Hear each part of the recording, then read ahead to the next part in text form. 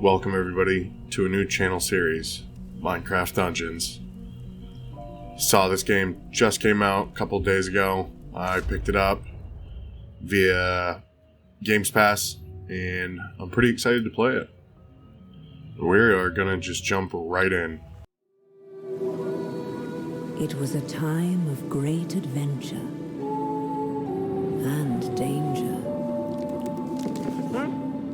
Shunned by his kin, an illager wanders the land, seeking a new home. But all he found was hatred. Driven by rage against those who wronged him, he wandered blind to whatever end.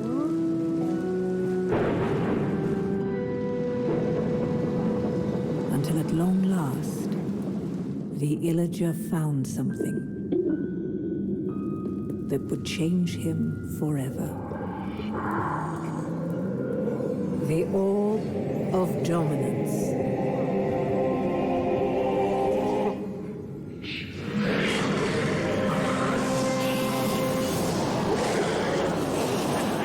Corrupted by evil, driven by vengeance, the Arch-Illager made all bow before him. And if they did not bow, they would fall.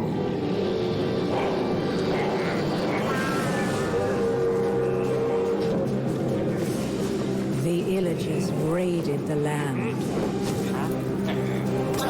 Who would have the valor, the purity of heart, to stand against the Arch-Illager's reign of terror? Well, not that one.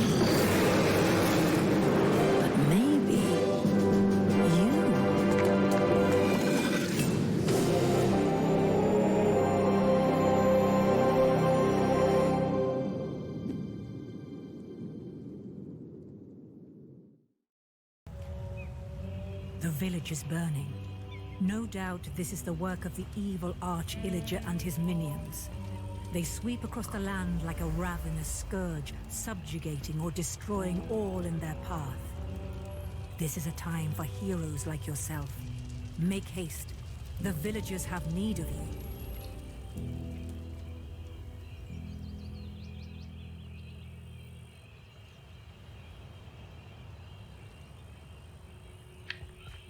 Awesome. Oops. So anyways, I'm excited to play this game. Big fan of the Minecraft series. Played it when I was a little kid. Or rather much younger. I've already done this tutorial, I don't know how many times now. I had some issues. Oops. Had some issues with audio at first in a perfect recording, then lost the perfect recording on a second recording, and I couldn't get it back for probably 2 or 3 more tries due to unforeseen circumstances with the codec at the time. So, gotten halfway decent in this first part. I still missed some of my rolls, but super excited to play the game. Like I said, I played when I was much younger, the original Minecraft series, and since I already had Games Pass with PC, I figured I'd pick up Minecraft Dungeons. It is based loosely on being a roguelike dungeon crawler. Sort of similar to Diablo's setup. A little bit easier, a little bit more kid-friendly than Diablo. Not as complicated or as convoluted. But the game's pretty straightforward. There's a few areas where there's deviating paths and you can make a choice on them. And sometimes find some good loot. Otherwise you're just fighting enemies.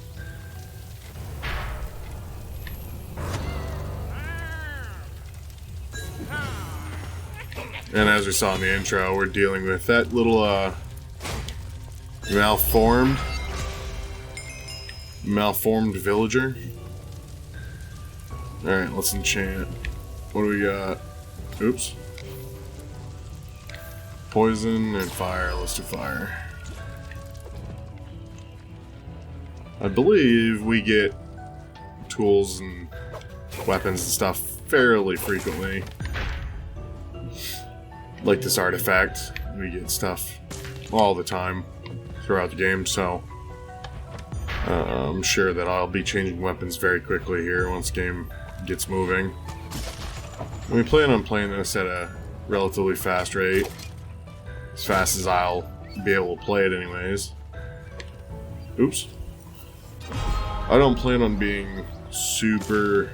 Get rid of that pop-up.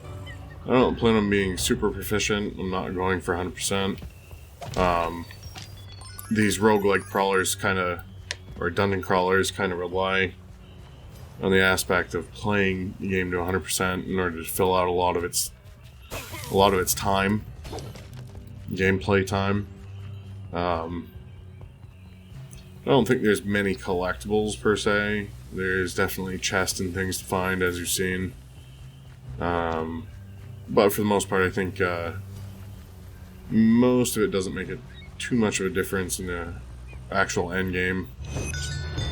You were too late to rescue the villagers, but don't fret. They're still out there somewhere waiting for a hero to find them. Just glad to be done with that area.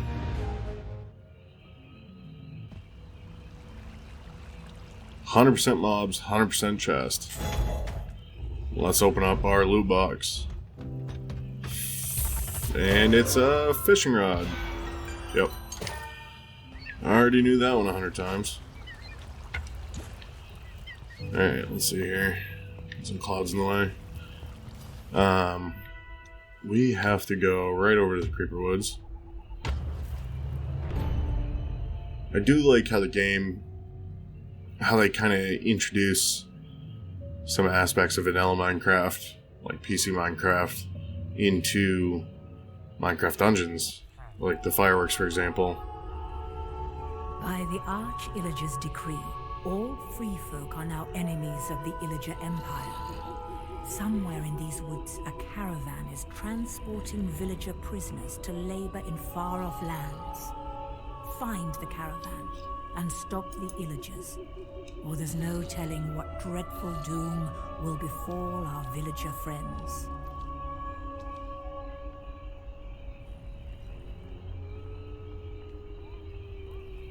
I am hoping this time we can hold on to our game audio, as we had some issues in some of the recordings with just having game audio crashing, or the audio recording just kind of crashing via OBS.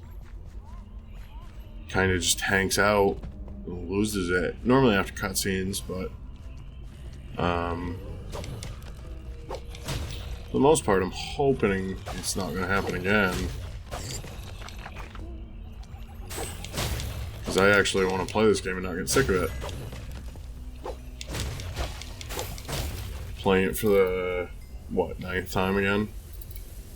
At that point?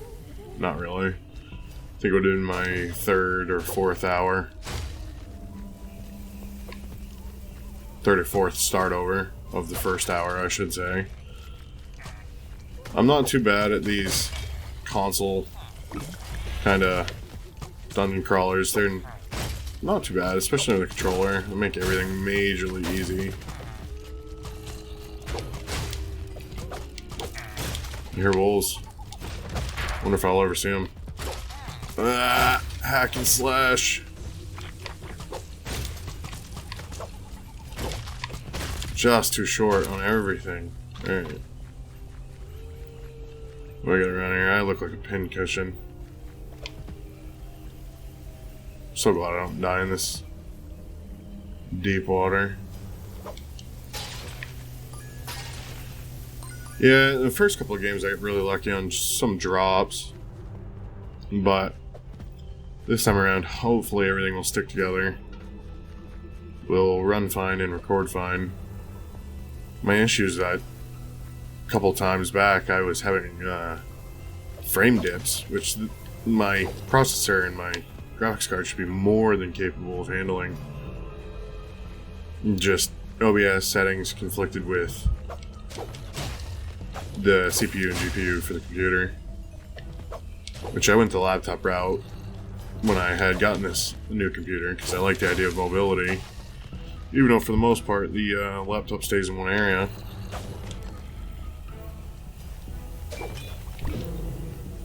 The next computer I go with will definitely be a built computer. I have a decent Intel, I can't even remember the name of it. Actually, it's a Hewlett-Packard machine, but I'm not sure of the exact specs on the tower. But I plan on using that as my case. It's a full-size case, and I've got plenty of board areas, or what do you call it? Punch-out areas in the back of the case for, say, a graphics card, different other things. Not a graphics card, I meant a capture card. Steal loot, scoop it up.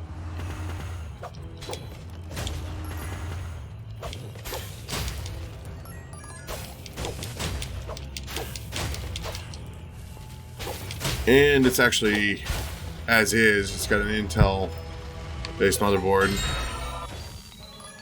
So when it comes to OBS recordings, I believe I can use Intel's QuickSync through OBS NTI, which is basically just sending the workload of... Ooh, this is totally different than the first time I ever tried doing this dungeon. But no, NTI will send over the workload basically to another computer so that your primary computer that you're actually playing the game on does not have to do the work of encoding, amongst other things, rendering and encoding, downsizing, scaling, all that stuff can be done by another computer. The real cool part about that tower, and one of the reasons why I want to build up that shell in particular, is because I am not lost, I am just killing everything. Is because that's got a built-in port for most styles of SD media, which thankfully is how I am hard archiving most of these recordings. Or most of the finalized recordings, rather. Can I go in there? No. Looks like I can go in there.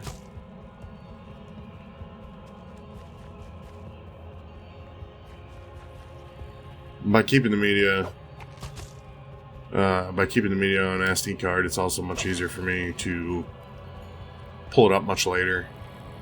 And I've read some conflicting things, but depending on how big the media gets and how many recordings I actually follow through with, and what sizes they may be, I may end up just doing supercuts of all of them together and compressing them down, because at that point, after they were uploaded online, they would just sheerly be for personal use.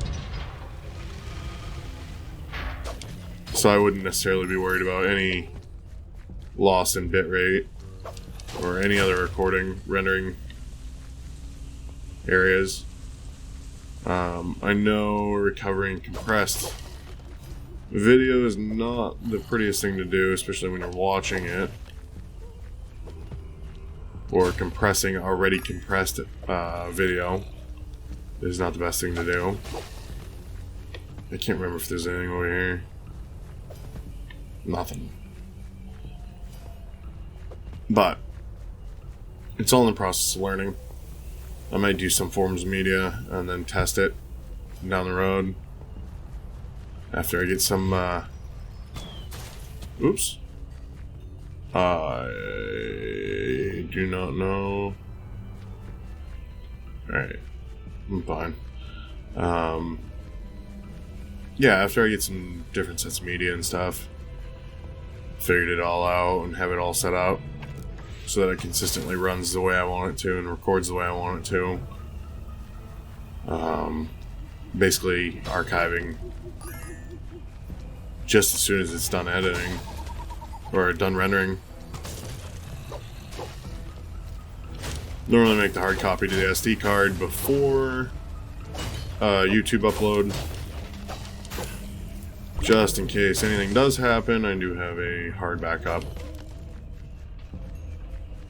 that could potentially be uploaded from a different computer if anything catastrophic happens to this particular laptop, which I don't expect it to, but looking for the caravan. You never know with technology. Oops. Hack slash the sheep. So far so good. Not actually too bad in the grand scheme of gameplay and the actual game running itself. It actually runs fairly smoothly with this recording setup, which I had to tinker with and finally get finalized into something stable. There's just so many troops in this, or mobs rather. Good mobs, bad mobs.